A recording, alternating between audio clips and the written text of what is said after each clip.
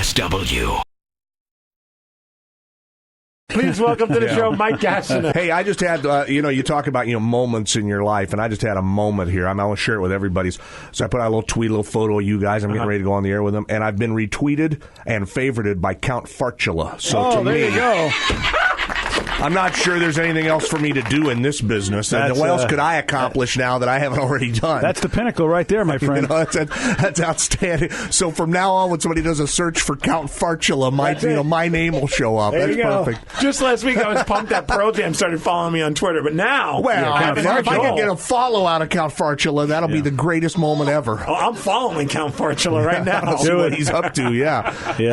Just be careful where it leads. You don't be careful when you follow where it leads. That's a good point. You know what? I'll strike that entire last comment from the record, Your Honor. I do not want to follow Count Fartula. I want to be up with the other direction. Yeah, exactly. Sounds like the Revs Halloween costume, Count Fartula. Well, it's funny you bring that up. Ladies and gentlemen, we have an update. Uh-oh. We have an update from the Reverend Fuego. Oh, boy. Uh-oh.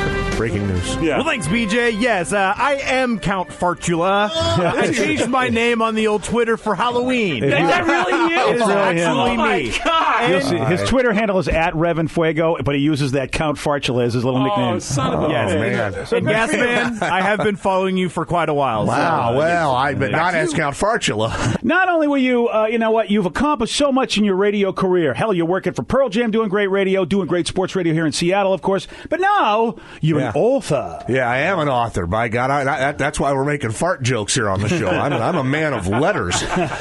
Yeah, thanks. The book, we've talked about it a little bit here, but it's out now. Sounders FC, Authentic Masterpiece, the inside story of the best franchise launch in American sports history. And somebody asked me yesterday, why'd you write the book? I said, the subtitle there. I really believe this is the best launch ever. Expansion teams don't win their first 5 years in a row. They don't break. Right. They shatter attendance records every year. That doesn't happen with teams when they're just starting up. And it's no accident. There were things that happened along the way, smart people that got involved. They had some luck, like any big project. And the story, I knew it was a good story, and then it ended up being better than I thought. And it involves the Seahawks heavily. I mean, they were involved in helping this work. And they made smart moves. They could have just said, okay, we're the Seahawks. We know what we're doing. They were willing to say, we're the Seahawks. We've got a big marketing and ticket muscle here. We're ready to help you. Tell us how we can do it better. They were so smart the way they approached this, and as they've approached it over the years. Well, this is I love this because, of course, it's another positive light shined on Seattle because you're right, Mike, because a lot of folks don't know a whole lot about Seattle, but all of a sudden we're getting some acclaim, we're getting some attention, the Hawks are helping that, but other people have noticed us because of the soccer success that we've had here. The national attention that this story's getting is, and not just the book, I shouldn't say the book hopefully will get national attention, but the Sounders are being featured on shows. Real Sports did a segment on them. There's a show on Bloomberg TV called C-Suite with Jeffrey Hazlett. They were on that Tuesday night, and all about the rest of the country is looking and going, how the hell did this happen? How did they go from a minor league team that drew 3,000 fans a night to a major league team that drew the first year 32,000 a night, now 45,000? How that again? I think sharp people in this business go, all right, that didn't just happen.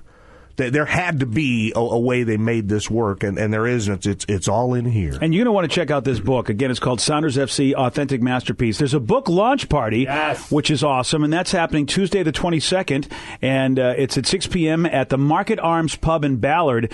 And you know what? You go to this party because you know what? You're going to get a signed copy of the book. Mm-hmm. Also, a portion of each ticket goes to the American Scores Seattle local nonprofit that provides elementary school students from underserved communities with lots of cool stuff, literacy, athletics. It's a great program. Tickets are available at brownpapertickets.com. Plus, there'll be some Sounders folks there people get to mingle with. A bunch of Sounders folks are coming. It's going to be if I may for a second. Hi, Sounders. It's me. Could you guys win at Dallas Saturday? That'd be really cool. Yeah. And then it'll be a big celebration, and they'll be in the playoffs. And Ziggy's coming, and Brad Evans is going to be there, and Zach Scott's going to be there. Ross Fletcher is the MC. I'm going to be there. I might buy you a beer if you buy a ticket.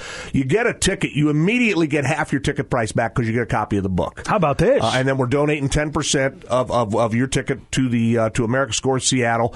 And it's going to be a really, really fun night. And you can go to either brownpapertickets.com or you can get information on the book, the launch party, and other appearances at gasman206.com. So I'm real excited about this. It's a fun story. And like I said, I believe I'm reading off the back now. That's what I'm down to. Good call. I really think you read this book and you'll set it down.